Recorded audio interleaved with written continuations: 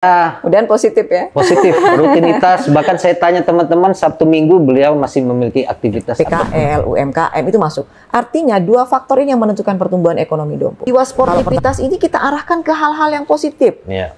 Atlet emasnya NTB itu kan dari Dompu. Ya.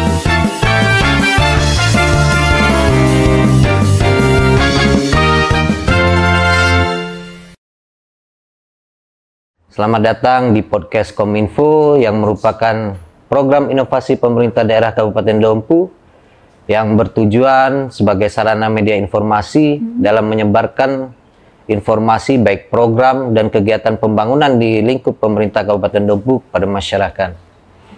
Pada tayangan pertama ini telah hadir bersama kita narasumber yang merupakan tamu istimewa, Ibu PJS Bupati, Ibu Baik Nelly Yuniarti, SAP MSI.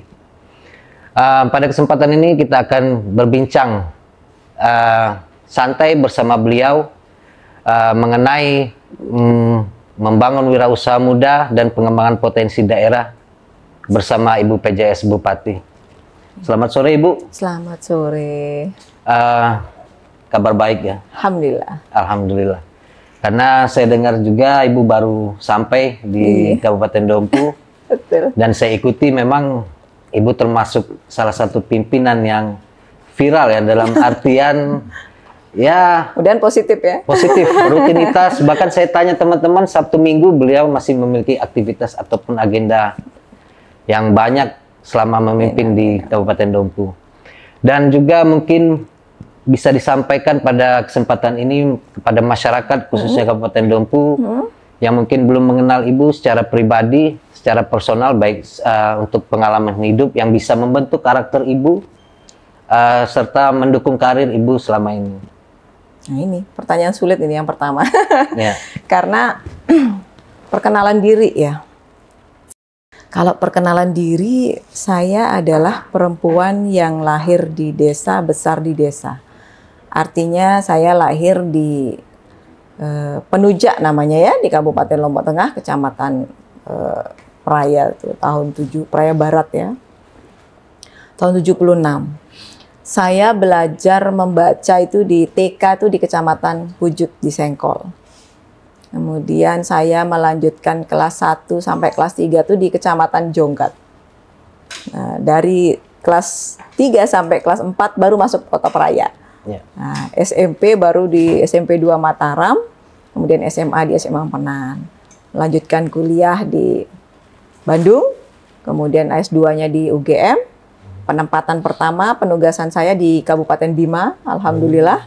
Jadi masuk Dompu ini nggak terlalu asing, karena saya 2 tahun di Bima. Pada tahun 98 sampai 2000. Kemudian mengawali karir itu di Biro Kepegawaian, tahun 2004, kemudian lanjut ke Badan Diklat, kemudian ke KPU menangani politik, setelah itu ke perdagangan sempat, kemudian ke Kominfo, dari Kominfo balik lagi ke perdagangan, dan hari ini karir yang spesial karena ada tugas tambahan sebagai PJS Dompu. Iya. Kaget nggak sih Bu? Ya. Atau bisa diceritakan sedikit saat Ibu mendapatkan amanah untuk mengemban sebagai PJS Bupati Kabupaten Dompu? Ya, kaget pasti. Karena kan saya rasa tidak semua ya mendapat kesempatan ini, kita pegawai negeri ini, sehingga menjadi surprise, menjadi tantangan tersendiri bagi saya karena ini Dompu nih, ya, yang menurut kata orang gitu ya, konfliknya kayaknya akan tinggi. Karena kami PJS ini kan mewakili bupati yang sedang cuti kampanye. Apalagi di peta politik Indonesia, NTB prediksinya Dompu ini pokoknya zona merah terus gitu kan.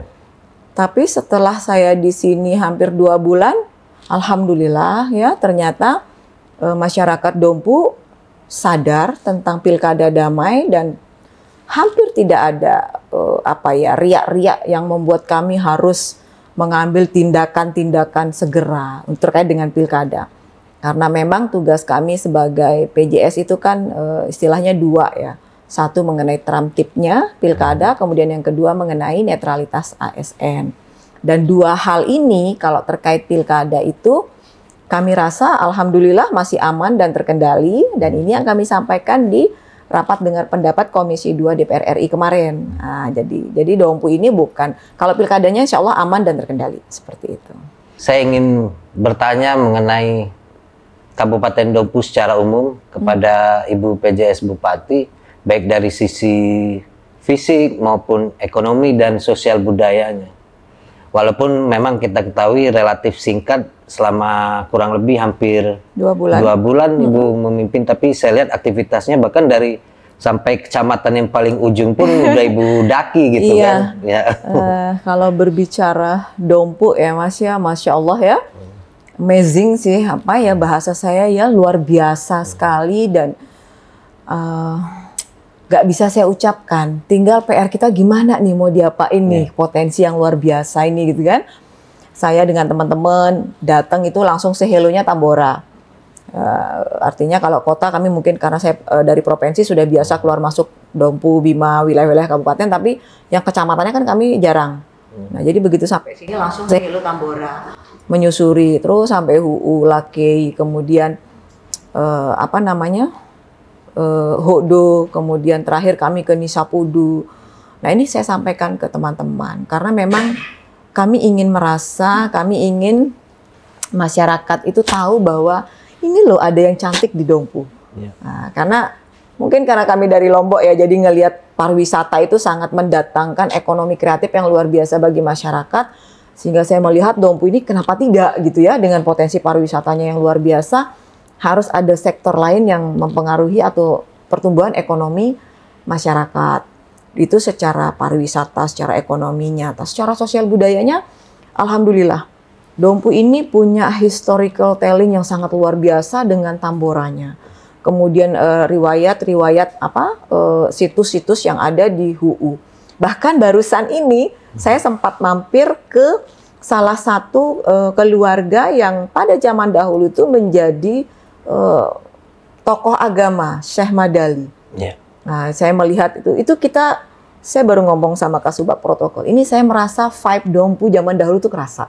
Begitu kita masuk ke suraunya, kemudian ke kediaman beliau, ke masjidnya, itu taman kebun-kebunnya, itu vibe Dompunya dapat banget gitu ya. Tinggal diceritakan gitu loh. Ini asik banget nih saya bilang seperti itu. Jadi mungkin agak sedikit terabaikan ya. Nah, kalau saya bilang seandainya ini kita perhatikan, ini keren banget nih. Jadi culture masyarakat di sini luar biasa. Kalau masalah keislaman terutama ya, itu sangat luar biasa. Jadi Ibu melihat sebenarnya Dompu ini menyimpan berbagai macam potensi, diantaranya pariwisata, ada juga sebenarnya pertanian, sosial budayanya, pertaniannya. Pertumbuhan ekonomi Dompu 2023 data BPS itu nomor 3 se-NTB, tertinggi, bayangkan. Tapi sektor pertamanya adalah pertanian.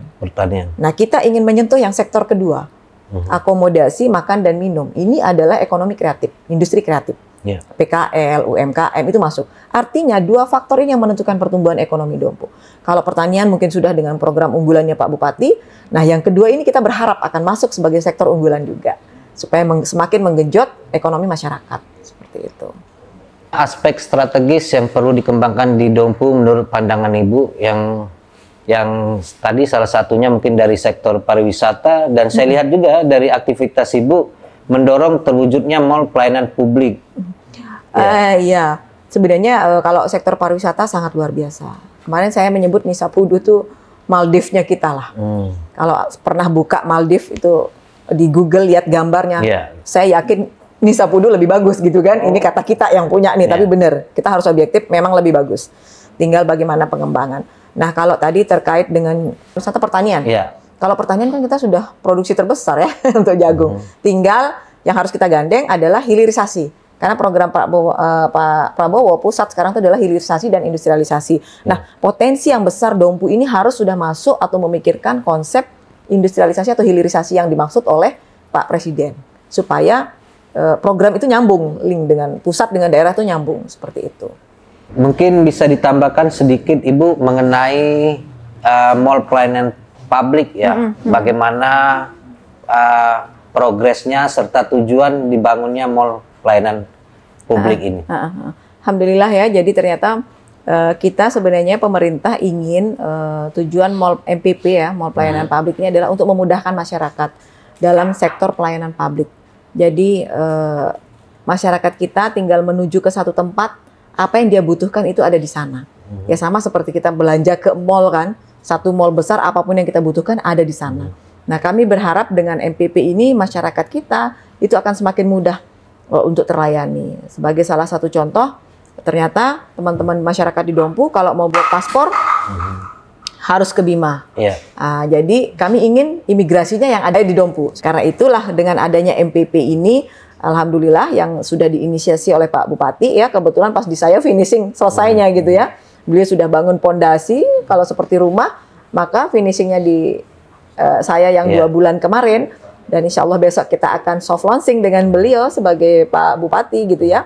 Sehingga ada beberapa pelayanan yang oleh vertikal itu kita bisa masuk. Nah, kalau misalnya untuk pelayanan OPD itu kan sudah ada di sini, dinas daerah. Tapi untuk yang vertikal belum tentu. Nah, inilah yang kita tarik ke MPP ini, imigrasi, BPJS Ketenagakerjaan, BPJS Kesehatan, bahkan NTB Syariah kita tarik juga ke sana. Kemudian pelayanan oleh OPD, dinas daerah pasti. Dukcapil. Dukcapil pasti. Kemudian DPM PTSP perizinan, kemudian PU terkait dengan IMB dan sebagainya. Nah itu jadi satu tempat. Layanan ini hanya terbatas untuk saat ini, apakah nanti akan ditambah untuk jenis-jenis layanan? Harus ditambah dan dikembangkan. Nah, itu harus ditambah dan dikembangkan. Ini kan baru lahir nih, pasti ada kekurangannya. Itu kan harus tetap dievaluasi, dimonitor. Terus ya seperti itulah. Namanya kembali ke tusi kita, ASN ini kan melayani masyarakat. Ya ini harus saya ingatkan terus ke ASN ini. Tusi kita tuh melayani masyarakat. Bagaimana kita melayani masyarakat ini dengan baik dan cepat? Karena masyarakat ini udah cerdas. Ya kan, mereka akan membandingkan kita. Kalau pelayan, nah itu ini tantangan buat ASN.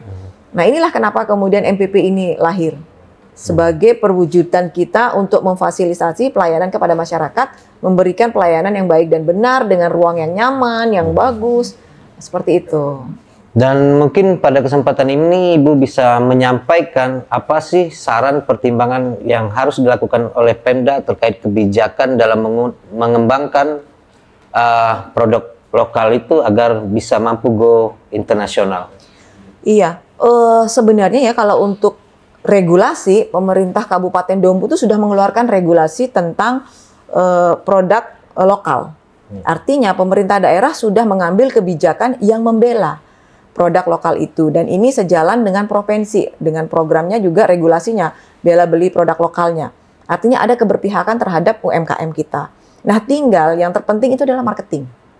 Di mana-mana perusahaan besar, itu dana terbesarnya alokasinya adalah marketing. Kalau kita berbicara daerah, marketingnya daerah itu adalah perdagangan.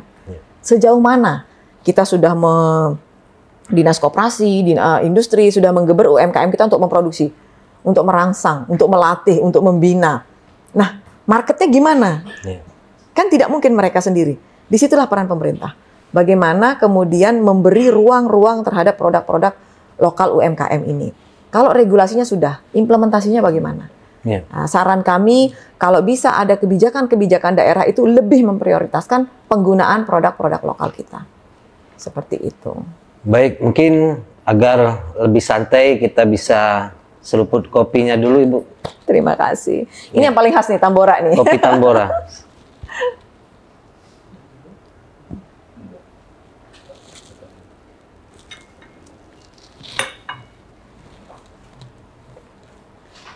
Baik, tadi kita berbicara sedikit mengenai produk lokal, bagaimana saran agar produk lokal ini, khususnya Kabupaten Dompu, dapat go internasional. Benar. Selanjutnya, prospek pengembangan wirausaha muda, ini Ibu melihatnya seperti apa? Nah, ini yang benar. Ini saya nyebutnya sebagai PR ya, karena 2 bulan di sini, alhamdulillah kemarin salah satu organisasi pemuda kita KNPI itu sudah melakukan pertemuan yang temanya itu entrepreneur. Nah, saya berharap organisasi pemuda yang ada di Dompu ini sudah mulai melakukan pelatihan-pelatihan terkait dengan entrepreneur. Bukan saya tidak ini dengan pelatihan yang sudah ada, cuman selama ini organisasi pemuda kita itu selalu konsentrasi tema pertemuannya itu workshop kepemimpinan lah, terus kemudian leaders, udahlah itu cukup. Tapi bagaimana kita sekarang menjadi entrepreneur? Karena entrepreneur ini atau bahasa sederhananya UMKM ini membuka lapangan pekerjaan loh. Ya. Satu UMKM, kalau dia menggunakan 2 atau 3 tenaga kerja yang bisa dia rekrut, kalau ada 1000 UMKM di sini, berapa tenaga kerja yang terserap? Maka 3 masalah daerah itu selesai. 1, kemiskinan. 2, tenaga kerja. 3, pendapatan. Nah, itu kalau kita menggeber UMKM ini. Karena itu harapan saya di generasi muda ini mulai memperbanyak literasi tentang bisnis. Karena sudah banyak contoh anak-anak muda kita di seberang itu ke barat ya, Bali ke barat itu yang sukses dengan bisnis. Nah, kita ingin seperti itu, membuka mindset adik-adik kita yang muda-muda untuk lebih sibuk dengan dunia entrepreneur. Ya.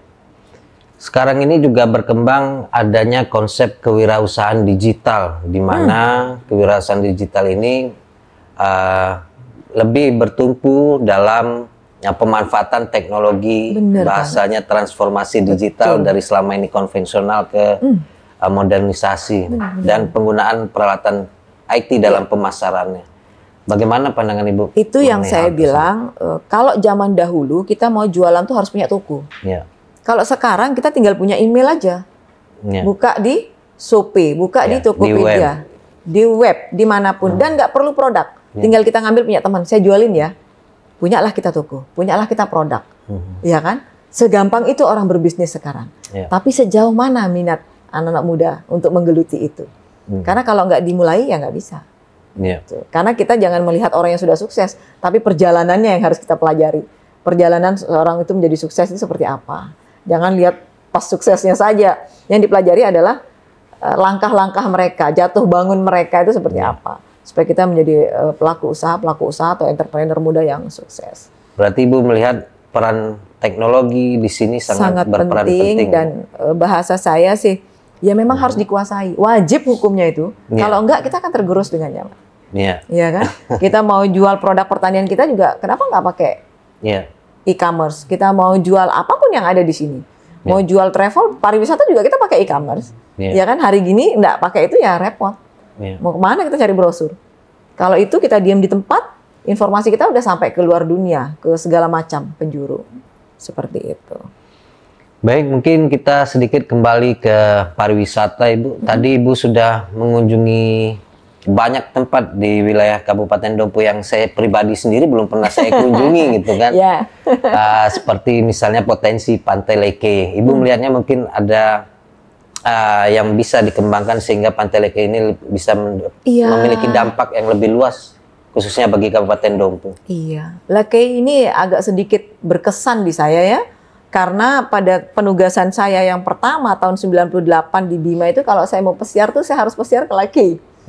Jadi ikonnya Dompu tuh kan Leke. 96, 97 tuh survei internasional di sana. Dan yang berat adalah mempertahankan itu. Iya kan? Nah sekarang saya kemarin sudah ke Leke.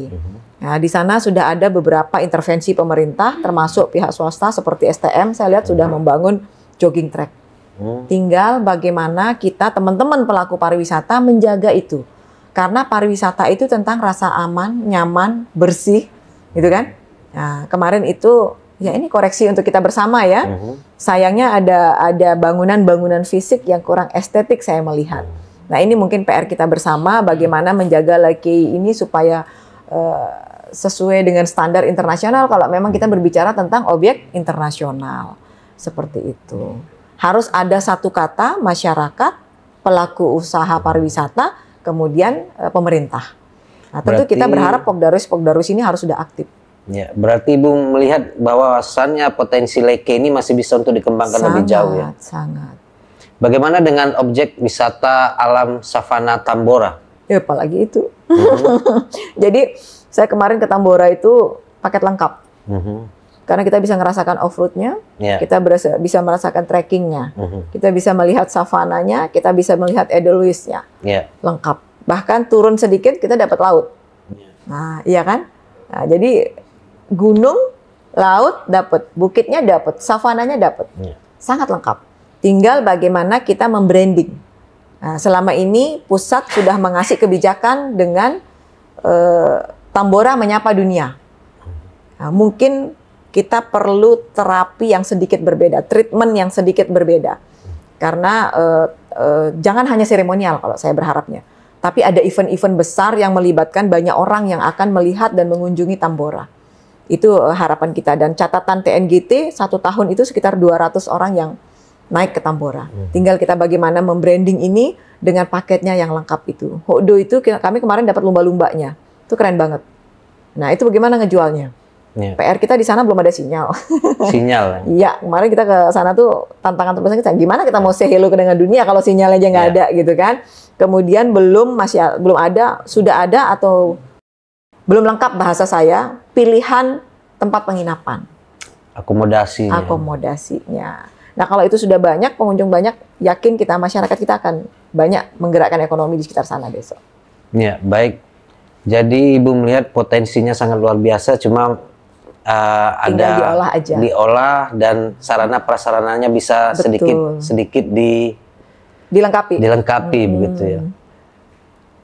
Selanjutnya sudut pandang Ibu sebagai Kepala Dinas Provinsi Nusa Tenggara Barat berkaitan dengan strategi pengembangan dan pemasaran Munampaa dan kopi Tambora. Kemarin saya lihat di salah satu postingan Ibu, kalau saya tidak salah ada Munampaa dibawa di dalam festival di Jakarta. Di Jakarta. Ya, alhamdulillah. Ya. Alhamdulillah.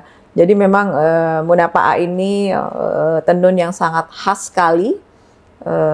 Kemarin kita berhasil oleh salah satu desainer di Mataram, Mbak Vivi, QV Boutique, itu membawa Munampaa ke Jakarta Festival International Fashion Show, dan beliau berharap bisa membawa Munampaa ini di London Fashion Week. Nah, tapi besok Desember kami akan marketkan lagi, branding lagi Munampaa ini di Mataram pada tanggal 21 Desember. Nah, ini mungkin nanti kita minta kolaborasi juga dengan pemerintah kabupaten. Karena memang kami berharap barang produk yang bagus ini bisa dilihat, dinikmati, dirasakan dan diperoleh oleh teman-teman kita nasional maupun internasional. Karena ini sangat keren sekali gitu loh ya, hasil-hasil tenunan masyarakat kita ini, penenun-penenun kita ini, dan kita ingin dunia melihat secantik itu kain dari Dompu. Ini kalau terkait dengan Munampaa. Dan terkait dengan kopi, alhamdulillah dengan adanya festival kopi kemarin, saya tempat ketemu dengan salah satu MKM kita yang punya circle atau pergaulan ke luar negeri. Nah, itu yang saya kemarin minta ke yang bersangkutan, kalau mengirim sampel ke luar negeri, itu bisa melapor ke Dinas Perdagangan Provinsi, nanti Dinas Perdagangan Provinsi yang akan menghandle biaya pengiriman. Jadi karena kita kalau berbicara ekspor kan harus sampel dulu nih ke beberapa negara. Nah, kita seperti, mohon maaf nih, kalau untuk Ori Cafe kita udah bawa ke Turki tahun 2021. Kita udah bawa ke Turki. Nah, kemarin teman saya lupa namanya ya, di Festival Kopi ya, salah satu di sini kemarin itu udah ngirim ke Italia. Nah, masih banyak lah. Dan jadi respon masyarakat di luar negeri pun sangat luar biasa. Sangat luar biasa. Bahkan mereka tidak percaya kita punya kebun kopi. Saya sampai harus buka Google Map, ini kami di sini, ke Jakartanya ini. Kami tunjukkan. Dan Tambora ini sangat luar biasa. Tinggal bagaimana kita berharap sekali supaya masyarakat jangan menebang pohon kopinya. Oh gitu ya. Iya, jangan diganti dengan komoditi yang lain. Nah, karena kualitas kopinya sangat luar biasa. Iya, karena potensinya Dompu kan selain kopi juga mete. Kemarin mete kami sudah expose di Bangladesh, ada permintaan. Cuman kami masih kalah kena distribusi dari Dompu ke Surabaya, sama dari Lombok ke Surabaya. Nah, ini yang kami masih mencari titik temu dengan menggunakan tol laut. Ada subsidi negara. Nah, ini yang harus pelaku usaha kita tuh harus mempelajari fasilitas-fasilitas yang diberikan oleh negara. Dan itu berpengaruh di harga produk. Ya, untuk produk mete sendiri secara kasat mata kita melihat ada penurunan luas lahan. Kan termasuk kopi. Ya, termasuk kopi tadi. Termasuk kopi. Jadi bagaimana kira-kira saran ataupun kebijakan yang harus diambil Pemda sehingga potensi baik dari kopi dan mete ini bisa untuk ditingkatkan ke depan? Harapan kami ya harus ada penanaman kembali. Harus ada penanaman kembali terkait dengan mete dan kopi ini. Jangan sampai hilang. Tapi beberapa teman-teman UMKM sudah ada kok yang menanam, cuman seberapa sih kekuatan teman-teman UMKM? Alangkah bagusnya kalau kita collab dengan pemerintah. Gitu. Dan Ibu optimis itu bisa dilakukan? Bisa. Bisa ya? Goodwill-nya penting. Goodwill-nya. Terkait Munampaa, saya juga mendengar aktivitas Ibu berkunjung ke wilayah di Provinsi Sumatera. Apakah itu terkait dengan Munampaa? Iya, sama. Karena Sumsel itu sama dengan kita, penenun. Jadi kalau mungkin saudara kita di Jawa itu pembatik, kita Bali ke timur ini penenun, termasuk Sumatera penenun. Sumatera Selatan, dan yang saat ini kualitas terbaik penenun itu kalau di Jakarta itu adalah Sumatera Selatan. Karena itu kami membawa salah satu penenun kita di sini untuk belajar ke sana, dan memang alhamdulillah ternyata ukurannya juga berbeda. Secara teknis ya sisir tenunnya berbeda ukuran. Kemudian jumlah benang, jenis benang yang digunakan sehingga dia menjadi lebih halus. Kalau kita mungkin bahasa kita masih agak sedikit tebal. Nah, kalau dia sudah sedikit tipis, bahkan sudah seperti katun. Nah, itu bagus sekali. Tapi saya pernah mendapat Munampaa yang pertama dulu di penenun kita, Bu Sumi, itu memang dia seperti katun. Cuman ini mungkin ada pengembangannya sehingga jumlah benang, penggunaan jumlah benang kalau secara teknis penenun menyampaikan seperti itu. Jadi, artinya kami ingin penenun kita ini mendapatkan wawasan-wawasan baru. Kami ingin mereka belajar melihat ini loh di dunia di luar itu seperti ini. Nah, itu akan membuka inovasi kreativitas mereka. Jadi hasil compare, studi banding, evaluasi yang Ibu lakukan terkait produk Munampaa ini sekali lagi bisa untuk ditingkatkan, dan bagaimana kira-kira langkah konkret melalui Dinas Perdagangan Teknis, OPD teknisnya nanti yang akan meningkatkan kualitas dari produk ini? Mungkin ada intervensi dari kayaknya memang harus ada intervensi ya. Karena kalau dari sisi kebijakan kan pemerintah Kabupaten Dompu sudah mengeluarkan, tinggal intervensi dalam implementasinya, intervensi dalam pembinaannya, supaya jangan hanya Dekranasda saja. Sementara Dekranasda ini kan pengurusnya masuk dinas-dinas. Ada dinas koperasi, dinas perindak, dinas pariwisata itu masuk sebagai pengurus Dekranasda. Kami di provinsi juga seperti itu, bahkan dinas Kominfo, karena dalam memberitakan rilis. Terkait Munampaa ini kami yakin sekali bahwa dia akan menjadi sebuah hal yang besar. Yang penting bagaimana kita mengelola dan mengembangkan, kemudian mengedukasi penenun-penenun kita terkait komposisi warna, kualitas benang, kemudian bagaimana bermain dengan digital marketing dan sebagainya. Nah, saya yakin kita bisa.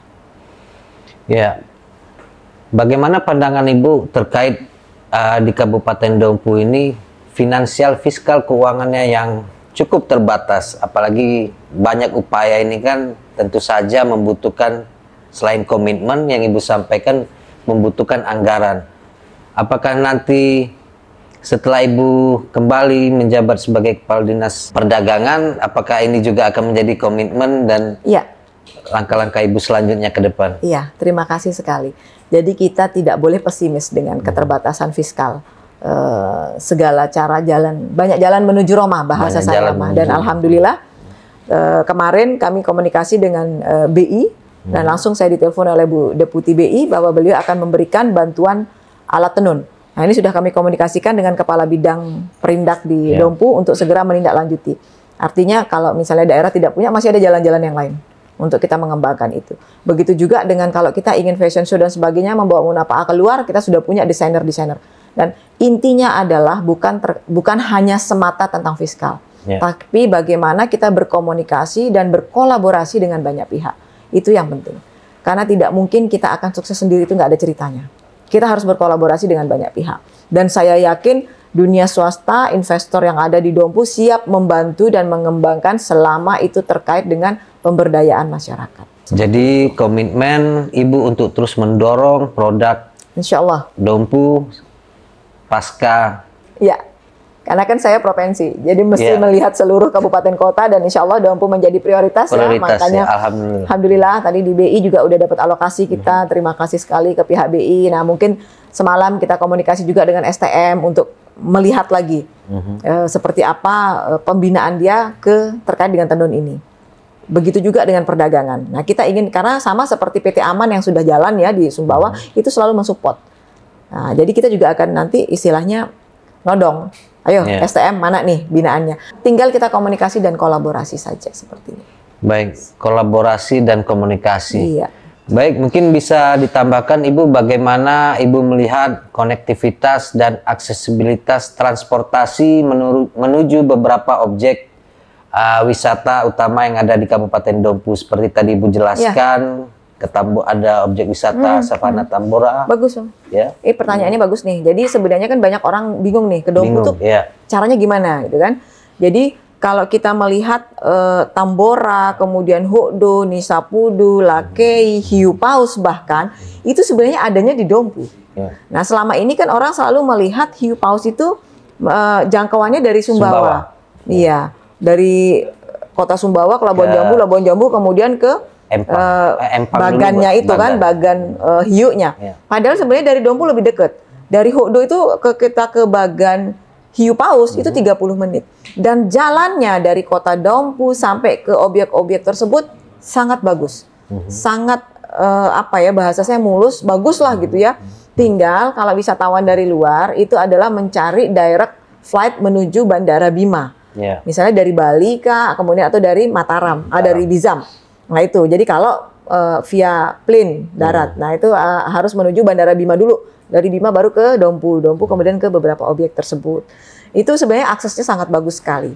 Kemudian untuk hiu ini mungkin harus ada kontak person ya, Dinas Pariwisata dan sebagainya. Gimana kalau mau naik? Begitu juga dengan Tambora. Karena kemarin saya pengalaman itu tiktokannya dengan TNGT. Nah, alhamdulillah TNGT kita, Taman Nasional Gunung Tambora ini sudah membina Pok Darwis yang ada di sana. Sehingga tinggal kontak.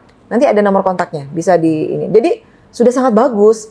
Tinggal marketingnya. Dan bagaimana mendorong untuk promosi. Benar, ya itu promosinya yang penting. Ngejualnya. Gitu. Baik, selanjutnya mungkin bagaimana menurut Ibu model promosi kekinian dalam pemasaran produk baik UMKM maupun juga promosi objek wisata di Dompu? Ya memang digital marketing yang paling cepat. Karena kan sekarang semua harus bergerak menggunakan influencer. Semua harus bergerak di dunia maya. Itu jauh lebih efektif, efisien, dan lebih cepat.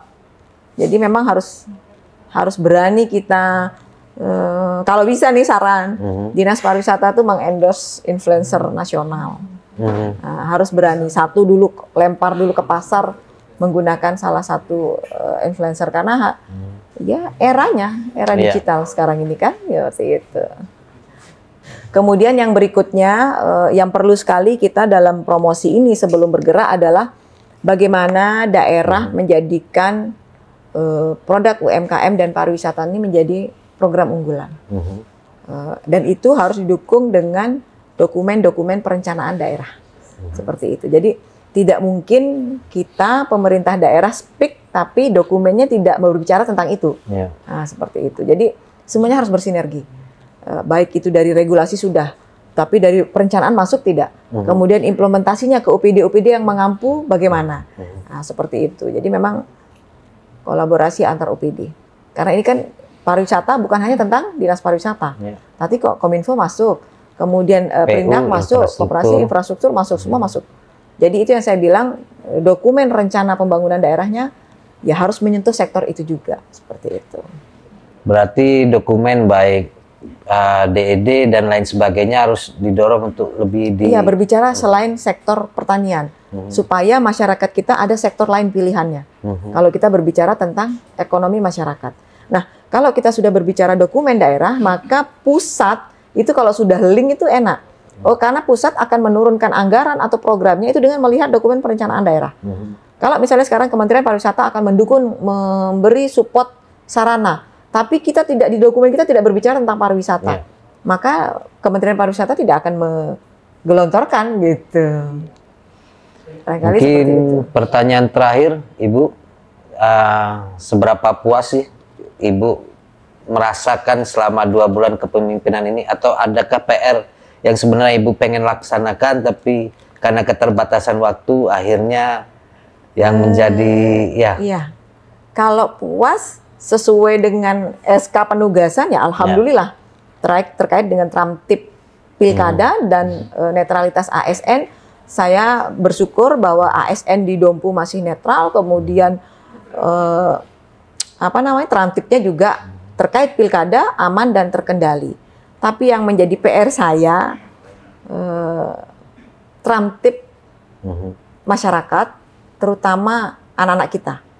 Jadi yang masih menjadi pikiran saya, karena Tramtip geng-geng motor anak-anak kita yang ada di Dompu ini, rusaknya anak-anak kita ini akan berdampak di rusaknya Dompu 5-10 tahun ke depan. Karena ini generasi kita. Nah ini yang masih kepikiran saya. Artinya begini, kemarin kita sudah running rapat Forkopimda, Rakor. Nah kami ingin ada Satgas dalam 6 bulan ini. Satgas 1 tentang jam malam, artinya kan Pemda sudah mengeluarkan tuh edaran surat malam, kebijakan, peraturan. Implementasinya bagaimana?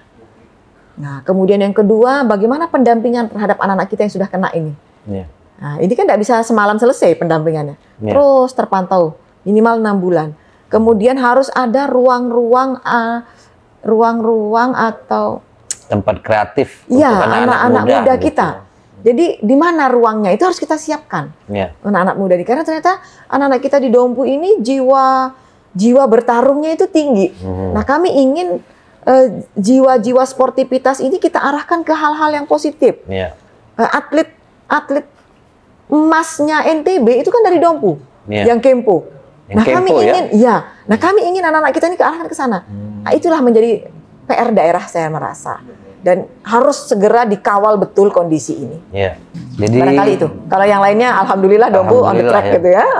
Baik, terima kasih Bu atas perkenan waktu dan kesempatannya bisa hadir di podcast perdana Kominfo ini. Diri yang pasti akan dikenang oleh masyarakat Dompu, meskipun dalam rentang waktu yang relatif singkat ya, selama 2 bulan.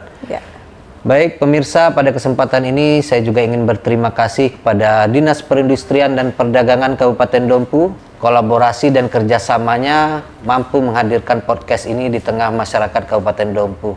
Dan jangan lupa support kami di channel YouTube Diskominfo Dompu dan sosial media Diskominfo Dompu bagi masyarakat Kabupaten Dompu dalam memberikan saran dan terkait mungkin nanti tema-tema yang akan kita hadirkan di program-program selanjutnya. Baik, sekali lagi terima kasih Ibu atas waktunya.